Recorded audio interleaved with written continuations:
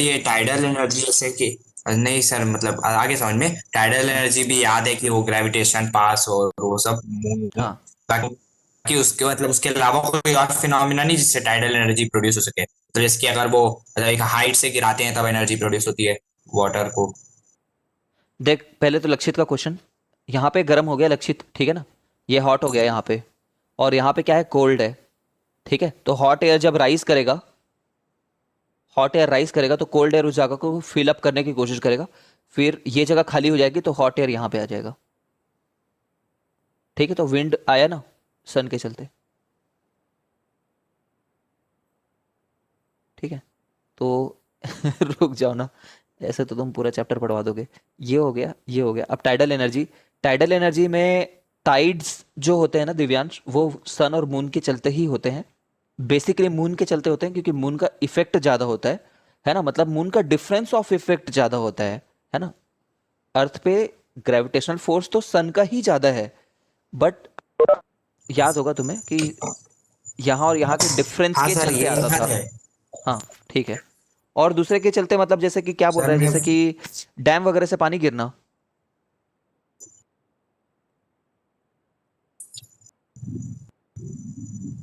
Dam sir वगैरह से आपकी पानी गिरना बोल आवाज रहा है क्या? अटक रही है थोड़ी। डैम से पानी हाँ गिरना हाँ बोल रहा सर, है क्या? मतलब जैसे हाइट से पाए, हाँ सर, फिर वो टरबाइन घूम जाता है।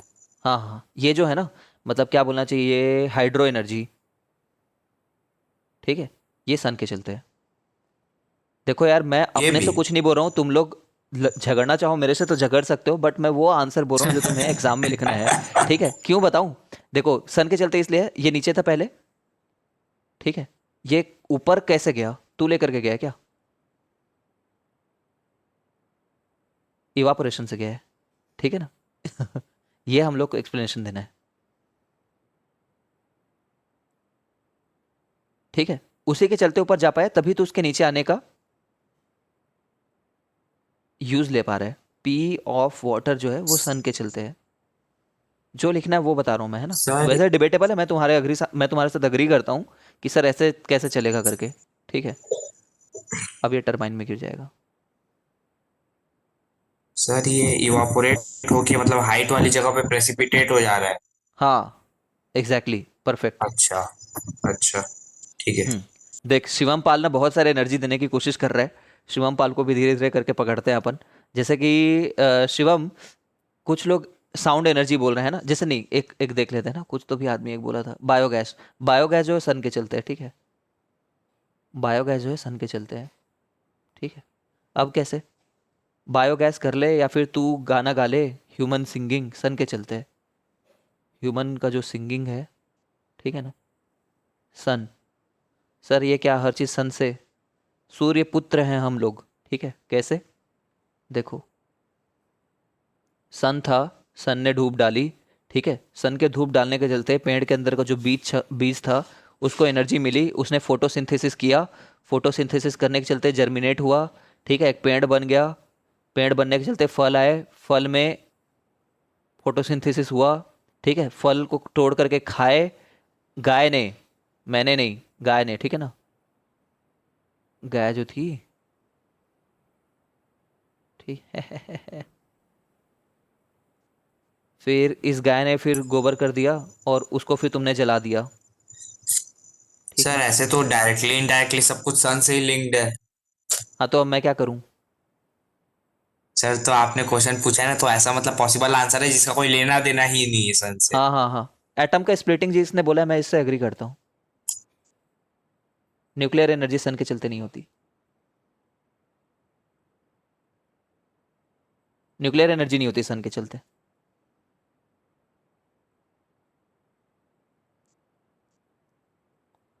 सन के बिना, ठीक है।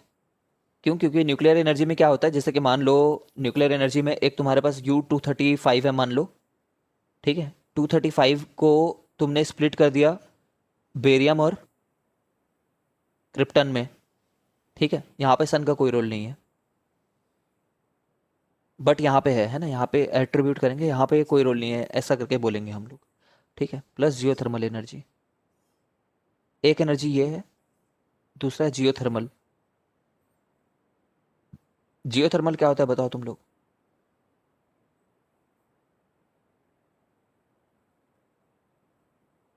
अब ह्यूमन सिंगिंग को तो समझ गया होगा ना, तो ड्रम हीट बजाना जो वगैरह समझ गया था।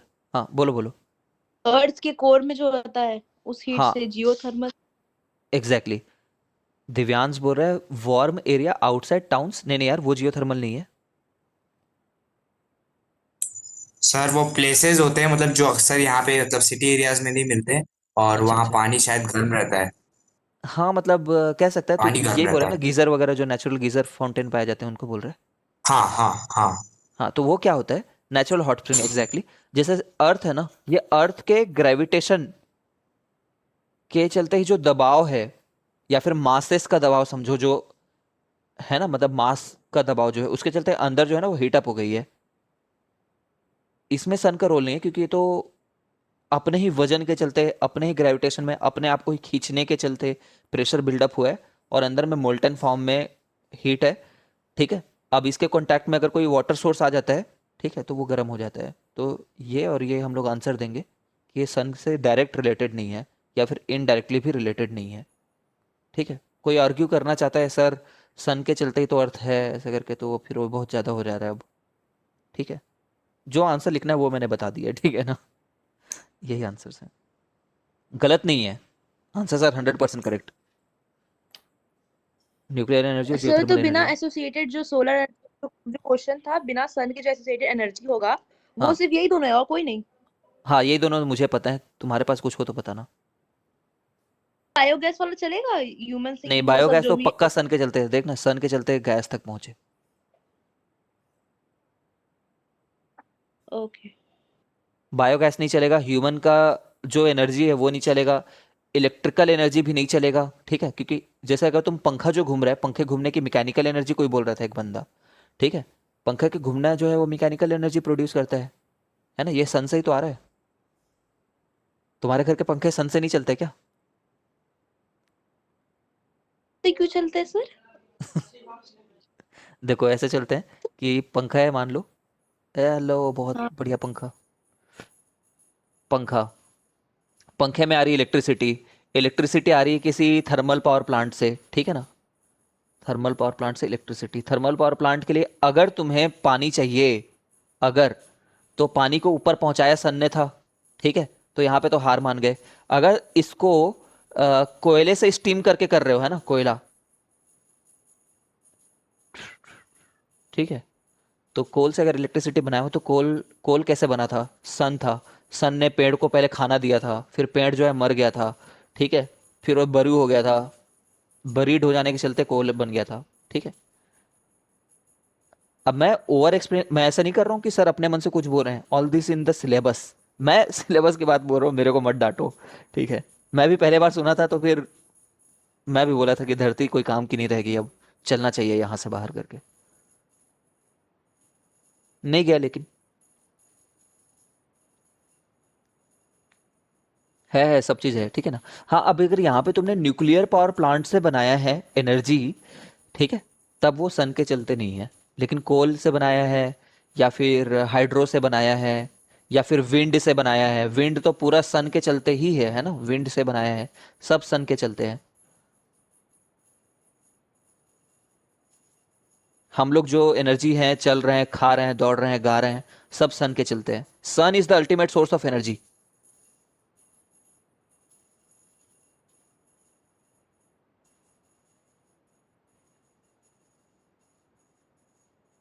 How do you explain? Sun is the ultimate source of energy because due to sun only all the various forms of energy on earth is obtained except the nuclear energy and the geothermal energy. For example, wind energy is produced due to sun due to the differential heating of different parts of the earth. Hydro energy is created due to sun only because in the initial stages the water has evaporated and got stored in the elevated parts of the earth. ठीक है। coal is due to plants which is due to sun। ठीक है। Cosmic energy, cosmic energy, sir what is cosmic energy? Cosmic energy जो energy ब्रह्मांड से हमारे तक आ रही है, अर्थ में आ रही है आउटर स्पेस से।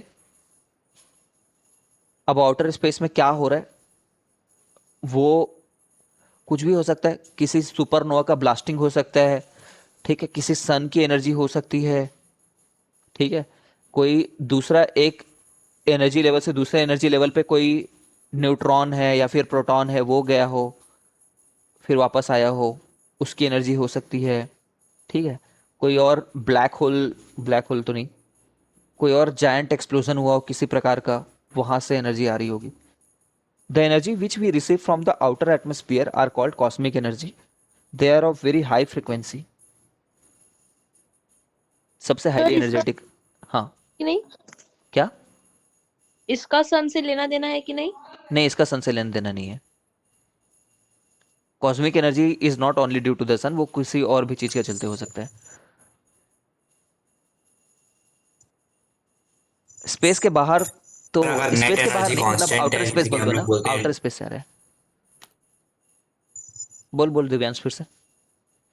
सर जैसे ये law of conservation of energy से energy constant all around the universe, मतलब नेट हाँ। एनर्जी सेम है, खाली हम्म। कन्वर्ट हो रहा है एक फॉर्म से दूसरे फॉर्म में। सर तो हाँ, मतलब ये जितना भी अभी हमारे पास है एनर्जी, ये कभी ना कैसे तो क्रिएट वही होगा।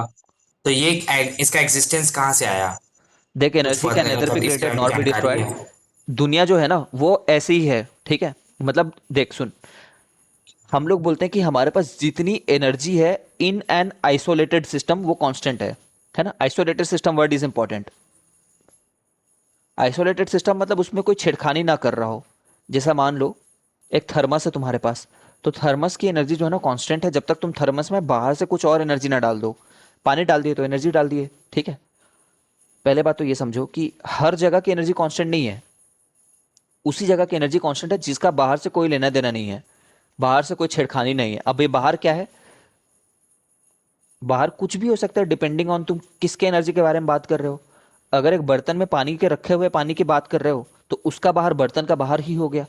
अगर तुम एक रूम में बैठे हुए लोगों के रूम में रखे हुए टीवी के बारे में बात कर रहे हो तो उसका बाहर जो है टीवी का, उस रूम का बाहर वाला जो हिस्सा है उसको बाहर बोल देंगे, है ना। ठीक, इन एनी केस दिव्यांश का कहना है कि सर पूरे यूनिवर्स को अगर एक सिस्टम मान ले, क्योंकि यूनिवर्स के बाहर तो कुछ भी नहीं है ना, तो अगर यूनिवर्स को एक सिस्टम मान ले तो यूनिवर्स के पास जो एनर्जी है वो तो कांस्टेंट है, क्योंकि यूनिवर्स तो किसी से इंटरेक्ट नहीं कर रहा है, लेकिन ये एनर्जी कभी ना कभी तो आया होगा। ये दिव्यांश का कहना है, कभी ना कभी तो आया होगा। तो हम लोग बोलते हैं कि चलो देखते हैं अभी क्या क्या फॉर्म है। सन के पास कुछ एनर्जी है, ठीक है, फिर अर्थ के पास में कुछ एनर्जी है, कुछ एनर्जी न्यूक्लियस के पास में है ना, हर हर एटम के न्यूक्लियस के अंदर में है, कुछ साउंड के फॉर्म में है, कुछ इलेक्ट्रोमैग्नेटिक रेडिएशन के फॉर्म में ऐसे ही घूम रहे हैं। तो ये एनर्जी अभी तो इतने अलग अलग हैं, बट ये कहीं ना कहीं से तो आए होंगे। तो सबसे पहले पूरा यूनिवर्स एक सिंगुलैरिटी था, ठीक है ना। सिंगुलैरिटी से पीछे नहीं जाते हम लोग, ठीक है। सिंगुलैरिटी वो है जहां से सब चीज को मेजर करना शुरू किया है हमने। Singularity t equal to zero, जहां पे जब पहली बार था दुनिया, वहीं पे बिग बैंग हुआ। और बिग बैंग से पहले हम लोग स्टडी करते नहीं है, तो बिग बैंग में ऑलरेडी पूरी एनर्जी थी, ये सब मिला करके बिग बैंग में एक खाली जगह पे रखा हुआ था, ठीक है, और ब्लास्ट होकर के वो ये सब फॉर्म में कन्वर्ट हो गया।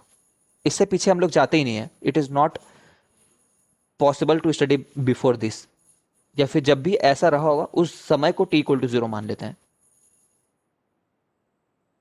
Sir, is it true that Newton laws can only be applied in earth and not in outer space? बिल्कुल गलत बात है, न्यूटन लॉ हर जगह वैलिड है, बस रिलेटिविस्टिक मत रहे, मतलब स्पीड ऑफ लाइट के आसपास ना चल रहे हो अपन, बाकी हर जगह वैलिड है।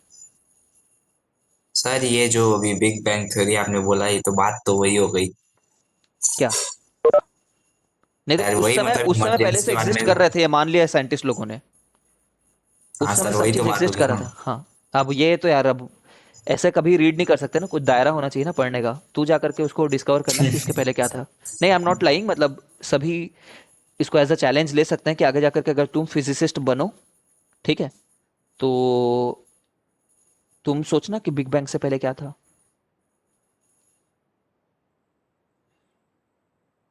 ठीक है, देखो, द बिग बैंग थ्योरी से पहले फ्रेंड्स सीरियल आता है, ये मेरे को पता है, ठीक है। हाँ, चलो, न्यूटन्स लॉ हर जगह वैलिड है यार, बस स्पीड ऑफ लाइट के आसपास हम ना जा रहे हो, ठीक है। और वो जो जिस फ्रेम में तुम बैठ करके देख रहे हो वो एक इनर्शियल फ्रेम होना चाहिए, वो एक एक्सिलरेटेड फ्रेम नहीं होना चाहिए, तब तक न्यूटन्स लॉ वैलिड है।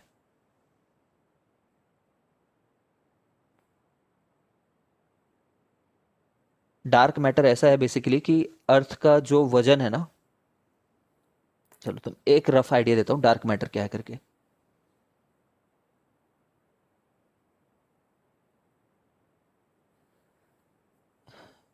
देखो, परफेक्टली मेरे को भी नहीं पता क्योंकि ये सभी काफ़ी रिसर्च लेवल की बातें हैं, बट ऐसा समझो यूनिवर्स की कुछ फिनोमिना है कि जिस रेट से यूनिवर्स एक्सपैंड हो रहा है या फिर जिस रेट से यूनिवर्स का एक हिस्सा दूसरे हिस्से को खींच रहा है, क्योंकि भाई तुम्हारे जैसे शरीर जो है उसमें भी तुम्हारी बॉडी के एक पार्ट दूसरे पार्ट को अट्रैक्ट कर ही रहे हैं ना। ठीक है, ह्यूमन का हैंड को ह्यूमन का दूसरा हैंड अट्रैक्ट कर रहा है, ये अट्रैक्ट कर रहा है। सिमिलरली अगर एक यूनिवर्स को देखें तो यूनिवर्स के एक हिस्से को दूसरा हिस्सा अट्रैक्ट कर ही रहा है। ठीक है, फिर भी यूनिवर्स एक्सपैंड तो हो ही रहा है और कुछ अट्रैक्शन भी है।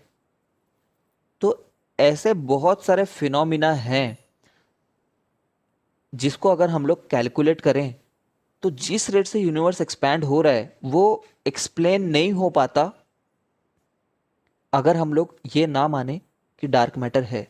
डार्क मैटर अगर है तभी यूनिवर्स का मास उतना मास आ पाएगा जिसके चलते ये एक्सपेंशन जस्टिफाई हो पाएगा। मतलब रफली 95% और ज़्यादा मास होना चाहिए था, अभी सिर्फ 5% मास ही को हम लोग जानते हैं। फिर से सुनो, अभी जैसे जितने गैलेक्सी को ले लो, जितने सोलर सिस्टम को ले लो, जितने प्लैनेट को ले लो, ठीक है, तो जितना मास है ना उससे हमारा कैलकुलेशन फीट नहीं बैठ रहा, बहुत सारी चीज़ों का कैलकुलेशन फीट नहीं बैठ रहा। जैसे कितने रेट से यूनिवर्स एक्सपैंड हो रही है, या फिर और भी होंगे कुछ जगह के कुछ लाइट एक जगह से जो दूसरी जगह ट्रैवल कर रही है उसको कितना टाइम लगना चाहिए। आई exactly don't know what is that phenomena. ठीक है, बट कैलकुलेशन फिट नहीं बैठ रही, उसके लिए हम लोग डार्क मैटर लेकर के आते हैं थियोरेटिकली कि ये होंगे तभी चीज़ें एक्सप्लेन होंगी, बट कोई एक्सपेरिमेंटल प्रूफ नहीं मिला अभी तक। हो सकता है हमारी कैलकुलेशन ही गलत हो। सर स्यूडो फोर्स की तरह। सूडो फोर्स तो यार बस एक करेक्शन है समझो। सर मतलब वही मतलब समझाने के लिए बताया गया, जैसे लाया हाँ गया उसको, वैसे ही ये भी। हाँ, सूडो फोर्स क्या है ये देखो। सूडो फोर्स बहुत खासा खास कोई बात नहीं है। अ, देखो, न्यूटन से बोले, न्यूटन पहले आए भाई साहब, ठीक है, और न्यूटन के बारे में बात कर रहे हैं ना अपन। अम्म,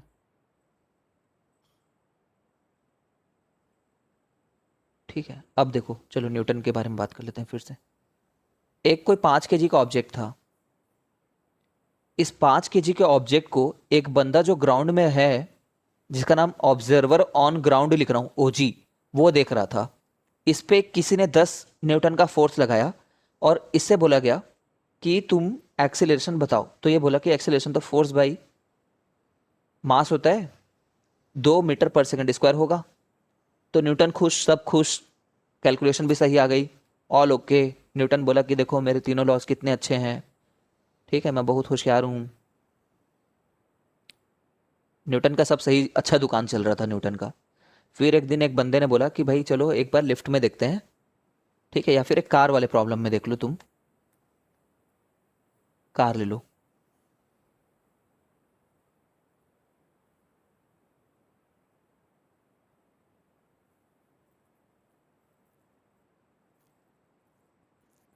हाँ, it is very possible, very much possible Shivam.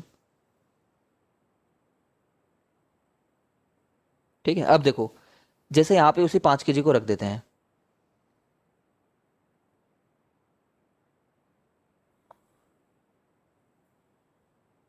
और मान लो ये जो कार का हिस्सा है, ये पीछे वाला हिस्सा, ये कार का पीछे वाला हिस्सा, मान लो इसको 10 न्यूटन फोर्स लगा रहा है, टच में तो है ना उससे, तो 10 न्यूटन लगा रहा है। तो यहाँ पे दो ऑब्जर्वर रख देते हैं, ऑब्जर्वर ऑन ग्राउंड और ऑब्जर्वर इन कार। ठीक है, तो ऑब्जर्वर ऑन ग्राउंड से पूछें कि भाई तुम कैलकुलेशन को एनालाइज करो करके, तो ऑब्जर्वर ऑन ग्राउंड जो है वो क्या बोलेगा कि 10 न्यूटन का फोर्स लग रहा है, ठीक है, 5 kg का ऑब्जेक्ट है, तो एक्सेलरेशन 2 का होगा, ठीक है, सही है, सही चल रहा है। ऑब्जर्वर ऑन ग्राउंड देख रहा है कि 2 मीटर पर सेकंड से एक्सेलरेट हो रहा है, सही बात है।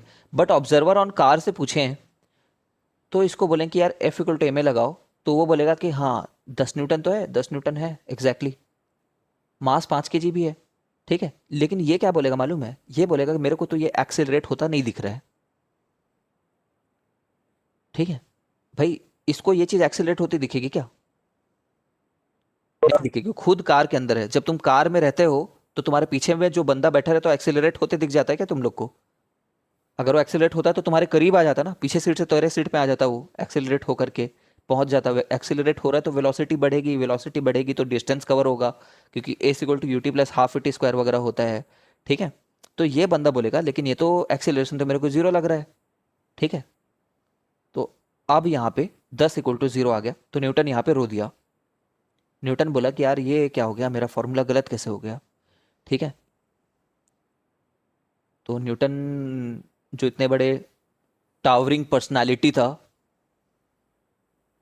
ठीक है, मेंबर ऑफ पार्लियामेंट था भाई वहाँ का, ठीक है, इतने बड़ा हस्ती, उसका फॉर्मूला गलत हो गया, ठीक है। तो उसने बोला कोई बात नहीं, तुम एक करेक्शन कर लो छोटा सा, इज्जत बचाने के लिए मेरी, कि जब जब तुम अगर ऐसे जगह पे बैठे हो जो जगह खुद एक्सिलरेट हो रही है, ये खुद एक्सिलरेट हो रहा है ना, ये कार तो मूव हो ही रहा है, ठीक है, कार अगर खुद एक्सिलरेटेड है, ठीक है, तब तुम एक करेक्शन लगा लेना F माइनस एफ सूडो का, या फिर F प्लस एफ सूडो, जो बोलना है बोल लो, तब जाकर के तुम्हारा करेक्शन करेक्ट आ जाएगा, तब तुम्हारा फॉर्मूला करेक्ट आएगा। F में F सूडो भी लगा लेना। उसने बोला सूडो फोर्स का वैल्यू ऐसा रहेगा, mass of object into acceleration of frame, ये होगा करके। यहां पे क्या है, mass of object into acceleration of object, यहां पे क्या होगा, mass of object into acceleration of frame, ठीक है। तो ये जो फ्रेम जो है ना, ये फ्रेम खुद 2 मीटर पर सेकंड से एक्सेलरेट हो रही थी,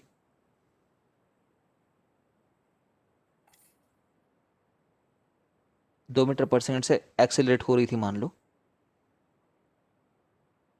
ठीक है, तब जाकर के कैलकुलेशन सही आएगा। उसने बोला कि direction of this force will be in the direction opposite to the direction of acceleration of the object of the frame, जो फ्रेम जिधर एक्सेलरेट हो रही है, फ्रेम इधर एक्सेलरेट हो रही है, तो इसके ऊपर जो फोर्स है करेक्शन वाला वो इधर लगेगा, ठीक है। समझ रहे हो ना, न्यूटन ने अपनी तरीका बताया कि मेरे फॉर्मूले को अगर तुम्हें किसी एक्सेलरेटेड फ्रेम में यूज करना है तो तुम कैसे करोगे करके, ठीक है। We are not going into the depth of it, actually में ये कैसा हो जाएगा, 10, और डायरेक्शन तो उल्टा है, mass of object into acceleration, accelerate, ये फोर्स उल्टा लगेगा, एक्सीलरेशन ऑफ ऑब्जेक्ट तो ये है, ठीक है, फिर इसका खुद का मास, और उसका एक्सीलरेशन जैसा ये देख पा रहा है, जो कि 0 देख रहा है वो, ठीक है। अब 0 = 0 आया,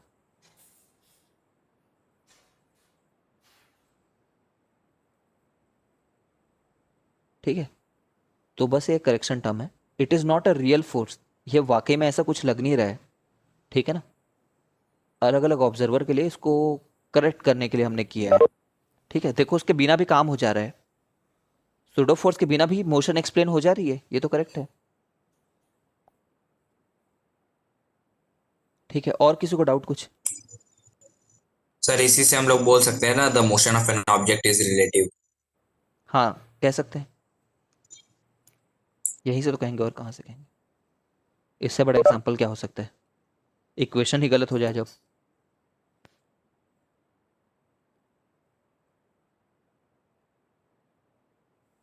और किसी को?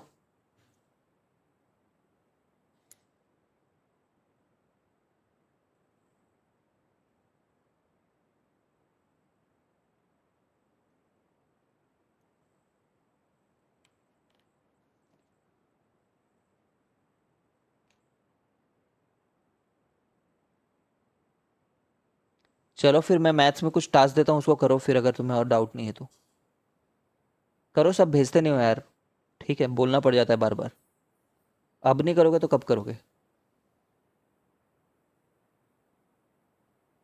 ठीक है चलो, मैं कुछ मिनट में सेंड कर रहा हूँ ग्रुप में।